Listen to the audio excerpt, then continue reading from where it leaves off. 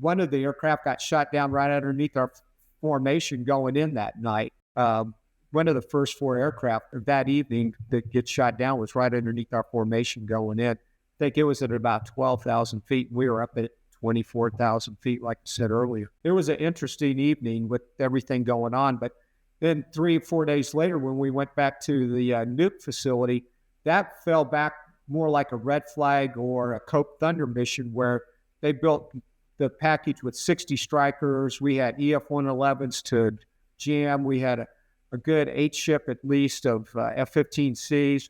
But the Weasels pushed out in front of even the air-to-air to get there to set up the orbit, to get the strike, start taking things out.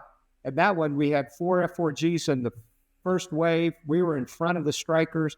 And then behind us was going to be 4 more F-4Gs kind of getting in there at about mid-part. But by the time we had gotten over target, fired our arms, and then egressed, when I finished with what I had going on, the other 3 aircraft in the formation, they were south of me by 10 to 15 miles after I got out of that AAA and climbed up, and I rejoined. And the other 4 ship was a little bit late getting there. The tankers, there was 2 F-16s shot down in that strike package in Baghdad that afternoon. When they heard one guy on the radio asking for help, they thought maybe he would be limping out.